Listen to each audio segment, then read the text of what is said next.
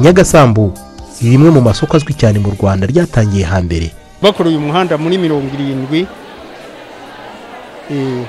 muri 78 nibwo ryatangitse. Batangiye gukora uyu muhanda wa kaburimbo. Bawumanura hariya hejuru. Kuko kera wacaga hariya Kisumo ugatunguka mu kabuga kamwe. Abaturage baraza bararirema, abacuruza imyenda, abacuruza buri kimwe cyose.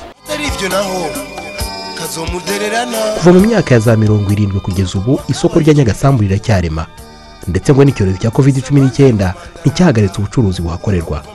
Ugiye kwinjira mu isoko rya Nyagasambu abanza gukaraba intoki yaba rigezemo akakirwa n'indangururamajwi zashyizwe mu mpande zaryo zose zikangurira abantu kwirinda icyorezo cya coronavirus.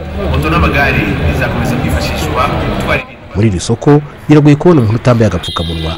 Byose ngo ni ingamba baricururizamo bishyiriyeho nyuma yo kumva inama zatanzwe n'ubuyobozi bw'igihugu. Igisima cyajyagaho abantu 6 ubu kiriho abantu 3.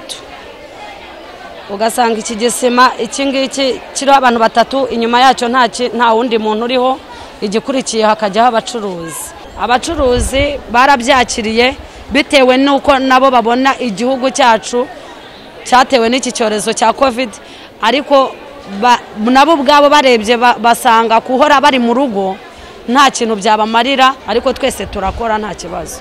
Kubahahira muri iri soko kandi ngo abagize amwe mu mabwiriza bibagirwa barayibutswa. Mu bucuruzi kugira ngo twirinde icyorezo, icyambere tubanza gukora nuko umukiriya tugomba kubanza kumwibutsa ko agomba kwambara agapfukamunwa neza, hanyuma tugahana intera cyane ko tubatoza guhagarara imbere yacu, kuko ukuva aha kugera aha murabona ko harimo imetero imwe.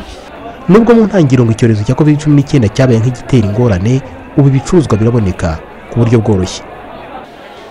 Hari igihe imodoka zari zarahagaze bigasaba ko ababashije kujya kurangura bagenda n'amaguru, hakabamo imvune rero ibiribwa ntibiboneke. Byarakemutse tuvana tukajya ikabuga n'imodoka tukarangura tugataha.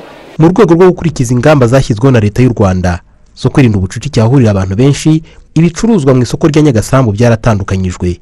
Ahatwikiriye haharirwa ibiribwa, imyenda, inkweto, imbuto n'ibindi bishakirwa umwanya wabyo ahantu hitaruye. Fondo Masani Manishimwe mu isoko rya Nyagasambu.